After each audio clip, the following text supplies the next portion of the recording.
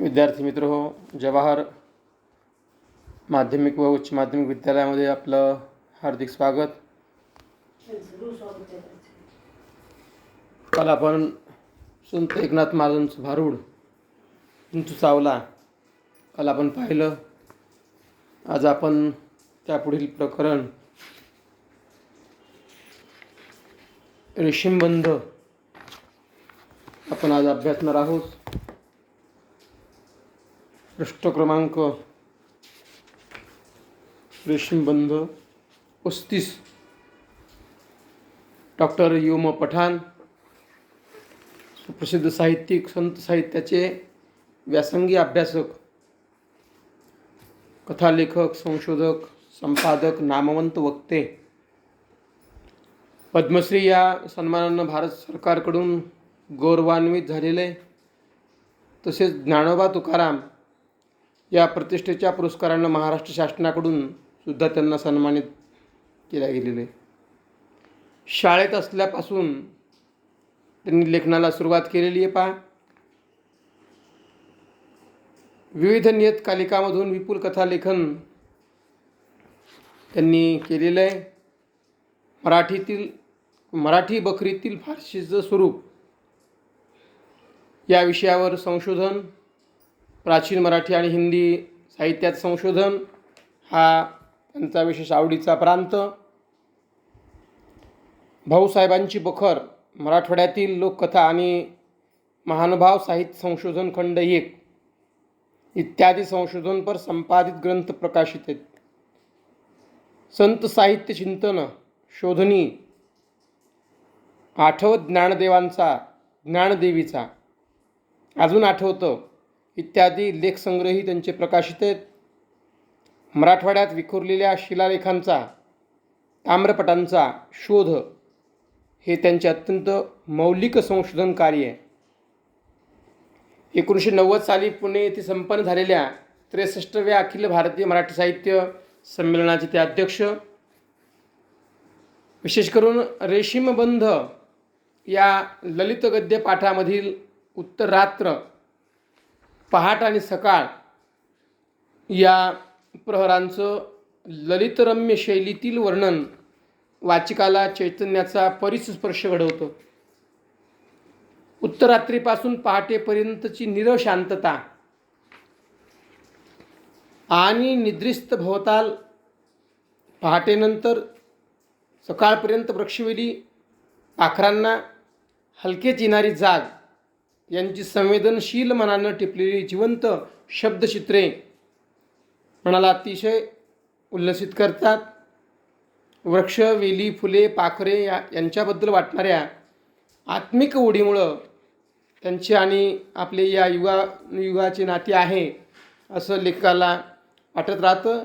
या नात्यालाच लेखकानं रेशीमबंध असं सुंदर नाव दिलं आहे. पाखरे आणि पहाट परस्परांना भेटायला किती आणि कशी उत्सुक आहेत यासंबंधीचा अनुभव लेखकानं अत्यंत तरलतेनं शब्दांकित केलेला आहे. पाखरांचा चिवचिवाट, गुलमोहराचा स्वागत सडा, निशिगंधाच्या सुगंधाची उधळण अशा पार्श्वभूमीवर होणारी प्रसन्न सकाळ लेखकानं तितक्याच प्रसन्न शैलीमध्ये या ठिकाणी या रेशीमबंध यामध्ये चित्रित केलेली आहे. हे विशेष करून अभ्यासण्याजोगे आहे. तर विद्यार्थी मित्र, रेशीमबंध डॉक्टर यू.म. पठाण यामध्ये काही शब्दार्थ आहेत. उत्तरात्र, मध्यरात्रीनंतरचा काळ त्याला म्हटलेले उत्तरात्र. विरणे,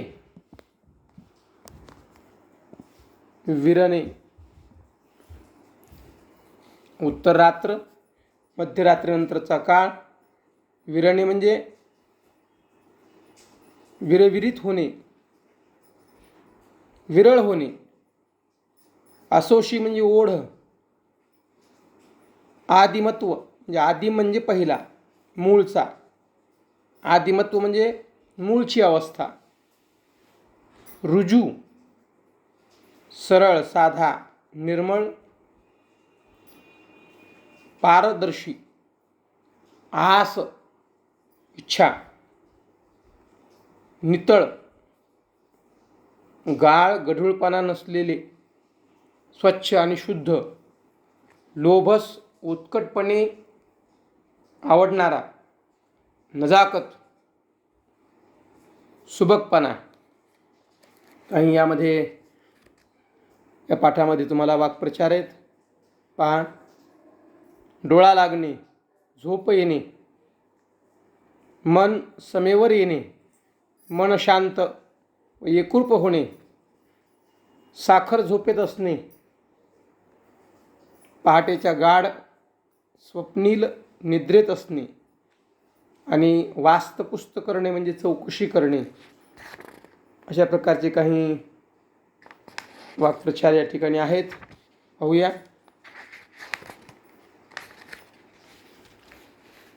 मध्यरात्र केव्हाच उलटून गेलेली असते. उत्तर रात्रीनं हलकेच आकाशात पाऊल ठेवलेलं असतं. इतकं हळुवारपणे, इतकं अलगद, इतकं मुलायम की कुणाला चाहूल देखील लागू नये.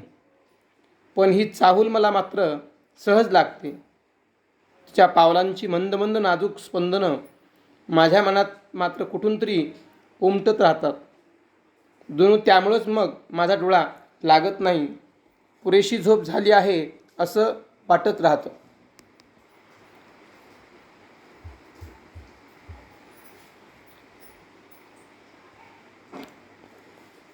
मी हलकेच उठतो, चूळ भरतो, डायनिंग टेबलजवळ येतो आणि त्याच्या जवळची खिडकी हलकेच उघडतो. रात्रीच्या नीरव शांततेची निद्रा भंग होऊ नये म्हणून बाहेर पाहतो. तो आसमंतात काळा कुळकुळीत अंधार दाटलेला आहे. बागेतल्या साऱ्या झाडांचा, साऱ्या वेलींचा देखील डोळा लागलेला आणि त्यांच्यावरती पाखरं देखील गाढ झोपलेली. त्यांचा चिवचिवाट अजून सुरू झालेला नसतो, कारण आता फक्त पहाटेचे 3, 3:30 तर वाजलेले असतात. पहा, अगदी पहाटेचं वर्णन या ठिकाणी डॉक्टर युमा पठाण यांनी केलेले. पहा, अगदी पहाटे 3, 3:30ला.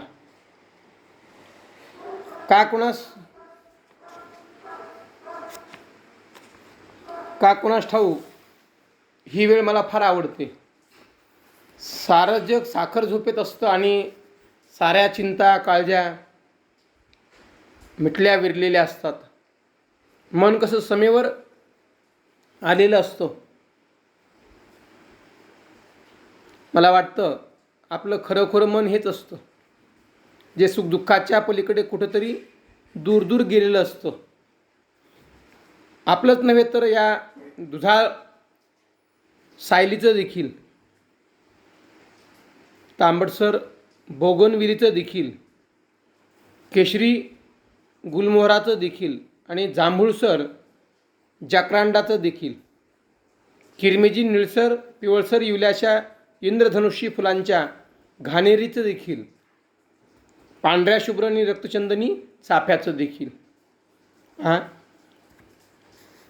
आणि या साऱ्यामध्ये आणि माझ्यामध्ये असं कोणतं बरं नातं आहे, कोणते रेशीम बंध आहेत, कोणती जवळीक आहे. केव्हा पाठ होते नि केव्हा मी या साऱ्यांना भेटतो, अशी आसोशी मनाला का बरं लागून राहते. हे रेशीम बंध कुठंतरी आदिमत्वाकडे तर मनाला ओढून नेत नाहीत. मानवाला निसर्गाची जी ओढ युगानुगापासून लागून राहिलेली आहे, ती आदिम रुजू स्नेहबंधामुळे तर नाही.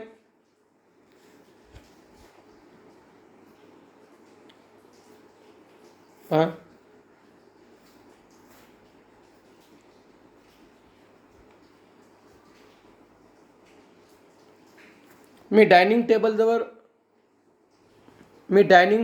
येतो तेव्हा भान येतं की आपण उघडलेल्या खिडकीतल्या काळोखात सायलीचा, मोगऱ्याचा आणि चाफ्याचा सुगंध त्या ठिकाणी शोधत होतो.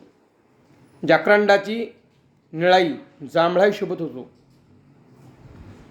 बोगनविलीची लाली शोधत होतो आणि केशरी गुलमोहराई शोधत होतो. काळ्या अंधारात हे सारे विसावले होते, सुखावले होते आणि माझं वेडमन मात्र त्यांना केव्हा जाग येते याची आस लावून बसलं होतं. असं मला या वृक्षवेलीच्या बाबतीत वाटत नाही, तर माझ्या लहानग्या नातीबद्दल वाटतं. तिचं नाव अल्विशा. नातीचं इथं आहे. तिचं नाव अल्विशा. माझ्या मुलीची अल्मासची ती लहान मुलगी, तिचं नाव जसं जगावेगळं आहे तशीच तीही मुलखा वेगळी आहे. अजून वर्षभराच देखील झाली नसेल अल्मास आमच्याकडे राहायला आली की अल्विशाही तिच्याबरोबर येते. पण दिवसभर असते ती माझ्या खांद्यावर. मला बिलगून ती रात्री आईजवळ गाढ झोपते. तेव्हा शैशवातील नितळता किती मोहक असते हे जाणवतं पहा. आणि मी असा उत्तर रात्री डायनिंग टेबलवर लिहायला बसलो तरी तिची आठवण होते. अल्विशा उठली की नाही ते हळूच डोकावून पाहतो. ती केव्हा उठेल आणि खुदकन हसत आपल्याकडे पाहून आपल्या अंगावर झेपावेल असं वाटत राहतं. पण ही झाडं आणि या वेली जशा यावेळी निवांत झोपलेल्या असतात, तशीच अल्विशा देखील गाढ झोपलेली असते. ही उत्तर रात्रीची नीरवता आणि अल्विशाच्या गाढ झोपेतील निरागस शांतता यात किती कमालीचं आणि आश्चर्यकारक साम्य आहे, नाही? हे नातं देखील आदिम नातंच नाही का? निसर्गातलं आणि मनातलं. शेवटी ते दोघेही एकाच विश्वाचे दोन घटक आहेत. हा विचार हे नाजूक नातं पाकळीनं उलगडू लागतो. सर्वात आधी जाग येते ती आमच्या बागेतल्या पाखरांना. पाहित आहे, सर्वात आधी जाग येते ती आपल्या बागेतल्या पाखरांना. मी पहिला चहा करून घेऊन त्याचे घोट घेत काय लिहावं याचा विचार करत काहीसा संभ्रमात असतो. आणि त्यावेळी ही इवली पाखरं गुलमोहराच्या घरट्यातून जाकरांडाच्या फांदीवरून हळूहळू डोळे किलकिले करून पाहतात आणि पहाटेच्या प्रकाशकिरणांना खुणावतात. आपापसात हलकेच कुजबुजू लागतात. पहाट झाली आहे काय असा विचार करू लागतात. खरं तर पहाटच त्यांना विचारत असते की मी येऊ का तुम्हाला भेटायला. पहाटेचं या इवल्या पाखरांचं देखील असंच काहींचं जवळचं नातं आहे. त्यांनी पंख फडफडल्याशिवाय पहाट देखील आकाशात येत नाही. त्यांच्या पंखांची फडफड ऐकली की पहाटेला देखील राहत नाही. मग ती आकाशात हलकेच पाऊल टाकते, इतकी हळूवार की तुम्हाला त्यांची गंध वार्ता देखील लागू नये. पहाट कशी होते हे देखील पाहण्याजोगं आहे. नाहीतर बरेच पहा कसे सूर्यवंशी आहेत, सूर्याची किरण अंगावर आली तरी अजून झोपलेलेच. म्हणून पहाटे उठून अभ्यास करावा किंवा पहाटे उठून निसर्गामध्ये फेरफटका मारावा, म्हणजे आपल्याला पहाटेचं दर्शन त्या ठिकाणी घडतं. पाहण्याजोगं नाही तर ते अनुभवण्याजोगं आहे. मला तर नेहमीच एक अनोखा लोभसवाना नाजूक तरल अनुभव वाटला आहे.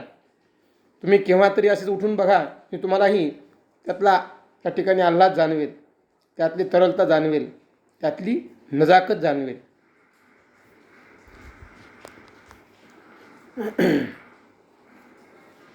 हा आल्हाद व्यक्त करण्यासाठी जणू आमच्या बागेतील जाकरांडावरची आणि गुलमोहरावरची पाखरं आपापसात कुजबुजू लागतात. त्यांचा चिवचिवाट पहिल्यांदा किती मंद असतो, पण जशी पहाट उजाडते तसतसा तो वाढत जातो, एखाद्या उत्सवासारखा. जणू त्या आल्हादाला हर्षोल्लासाचा एक अनावर भरती येते आणि चिवचिवाट ऐकूनच सायली जागी होते. बोगनवेल सळसळू लागते. दोन्ही चाफे एकमेकाशी हितगुज करू लागतात. रंगीबेरंगी क्रोटसना फुलं कुठून येतात? मग त्यांच्याच पानांचीच मग फुलं होतात. नीती हळूहळू डुलू लागतात. गुलमोहराची सळसळ ऐकल्यावर जाकरांडाही पहाट वाऱ्यासंगे हसू बोलू लागतो. पहाट झाल्याचा आनंद जणू या साऱ्यांच्याच मनातून भरभरून ओसंडून लागतो. या पृष्ठ क्रमांक 37 पहा. दार उघडून मी हलकेच बागेत येतो. पहाटेच्या किरणांनी मोगरा न्हावून निघालेला असतो. सायलीच्या इवल्या इवल्या पानातून एक वेगळीच हिरवाई वाहू लागते. गुलमोहराजवळ जावं तर त्यानं स्वागतासाठी केशरी सडा शिंपून ठेवला असतो. जाकरांडाची निळी जांभळी फुलं रक्तचंदनी चाफ्याशी बिलगून गप्पा गोष्टी करत असतात. चाफ्याजवळ जावं तर त्यांच्या फुलांचा एक वेगळाच मंद मंद गंध येत असतो. पण तो निशिगंधासारखा मात्र नसतो.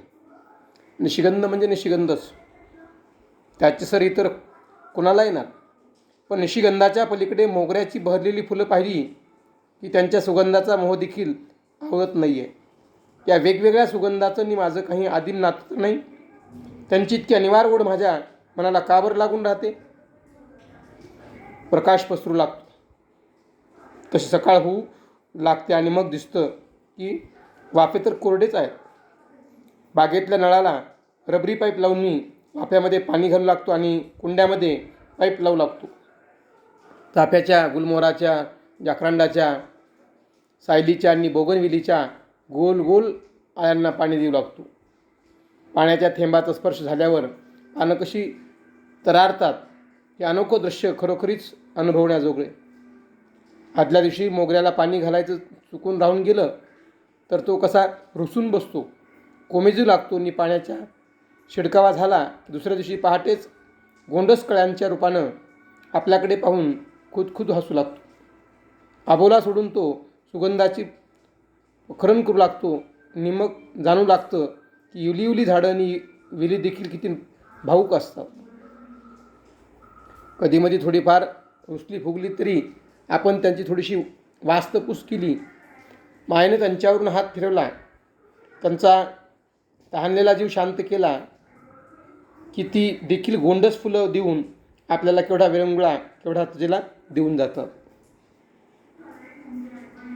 आणि मग तुकोबाच्या त्या अभंगाचा खरा अर्थ आपल्याला उकलू लागतो. त्यांनी वृक्ष आणि वल्ली यांना आपली सोयरीधारी का बरं म्हटलं असावं. यातलं इंगित उलगू लागतं आणि त्यांच्यातलं आणि आपल्यातलं हे नातं रेशीम बंध आजकालचे नसावेत, ते आदिम असावेत, युगायुगाचे असावेत याची जाणीव उत्कटतेनं या ठिकाणी होऊ लागते. असं नसतं तर आपल्याला त्यांची त्यांना आपली एवढी अनिवार्य ओढ का बरं लागली असती. रेशीमबंध या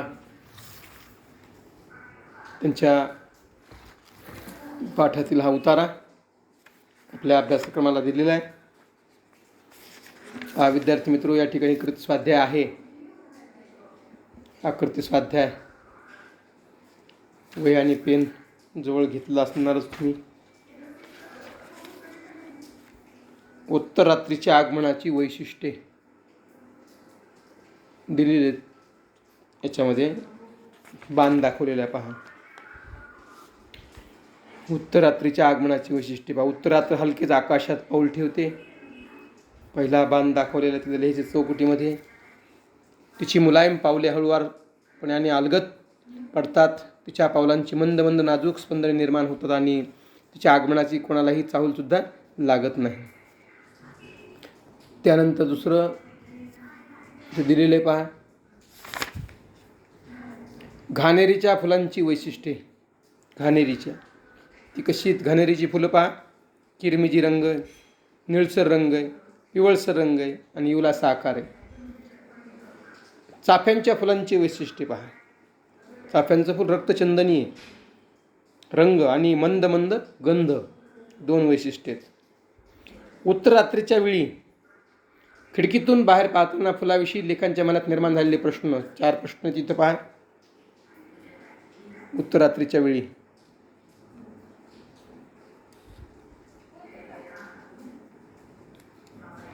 फुलाविषयी लेखांच्या मनामध्ये निर्माण झालेली आहे. उत्तरात्रीच्या वेळी खिडकीतून बाहेर पाहताना फुलाविषयी लेखांच्या मनामध्ये आपले या फुलांशी कोणते नाते आहे, फुलांना भेटण्याची आसुशी आपल्याला का वाटत राहते, हे रेशीमबंध आपल्याला आदिमत्वाकडे ओढून येतात का, आणि या आदिम रुजूस्नेह संबंधामुळेच माणसाला निसर्गाची ओढ लागते का? तर कारणे शोधा आणि लिहा. या ठिकाणी विचारलेले पहा. पाखरांचा चिवचिवाट सुरू झालेला नसतो. कारण का? कारणे शोधामध्ये कारण नुकते कुठे 3-3:30 वाजलेले असतात. मानवाला निसर्गाची ओढ लागते कारण माणसाच्या मनात आदिमत्व भरून राहिलेलं असतं. त्यानंतर क्रमांक 3 कृतीमध्ये पहाटेच्या वेळी बागेत प्रवेश केल्यानंतर लेखाला खालील फुलासंदर्भात आलेले अनुभव या ठिकाणी विचारलेले पहा. खूप छान आहेत.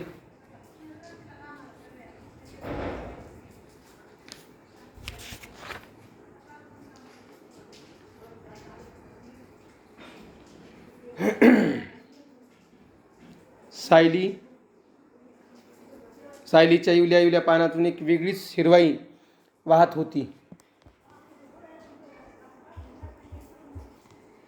दिलेलं इथं सायली. त्यानंतर गुलमोहरानं स्वागतासाठी केशरी सडा शिंपून ठेवलेला आहे. जाकरांडाची निळी जांभळी लक्षात ठेवा. फुले रक्तचंदनी चाफ्याशी बिलगून गप्पा गोष्टी करत होती आणि हा चाफ्याजवळ जात लेखांना मंद मंद सुगंध या ठिकाणी आलेला आहे. वर्णन करा म्हणून आहे उत्तरात्रीचं आगमन. पहाट आणि साखरे, पहाट व पाखरे यांच्यातील नातं पहा. खालील घटकांच्या संदर्भात पाठात आलेल्या मानवी क्रिया लिहा. वृक्ष पहा. मानवी क्रिया कोणत्या त्या?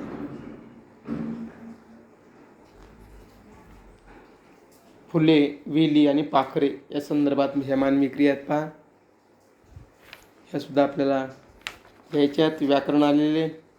मन समेवर येणे, साखर झोपेत असणे, योग्य विरामचिन्हाचा उपयोग या ठिकाणी करायचा आहे.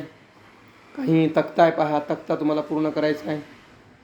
वाक्य प्रकार आणि बदलासाठी सूचना. खालील तक्ता पूर्ण करा. सामासिक शब्द, समासाचा विग्रह आणि समासाचं नाव या ठिकाणी विचारलेले पहा. समास.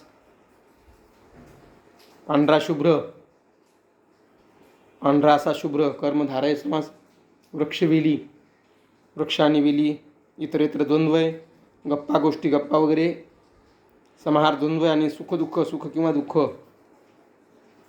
अशा प्रकारे तुम्हाला तो लिहायचा आहे. प्रयोग ओळखा आहे. स्वमत आहे विशेष करून तुमच्या शब्दामध्ये तुम्हाला ते लिहायचे. अभिव्यक्ती आहे.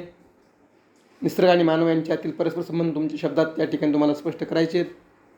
आणि तुकाराम महाराज यांनी वृक्षवल्लींना सोयरी असे म्हटलेले आहे. यामागील तुम्हाला समजलेली कारणे त्या ठिकाणी तुम्हाला ती लिहायची आहेत. उपक्रमामध्ये दिलेला भाग आहे पहा. हाही तुम्हाला प्रयत्न करायचा आहे. विद्यार्थी मित्र, हा पाठ वाचा. एकदा वाचा, दोनदा वाचा आणि हा कृत स्वाध्याय आपण तुमच्या वहीमध्ये सोडून आम्हाला आमच्यापर्यंत पोचवा. ठीक आहे. धन्यवाद.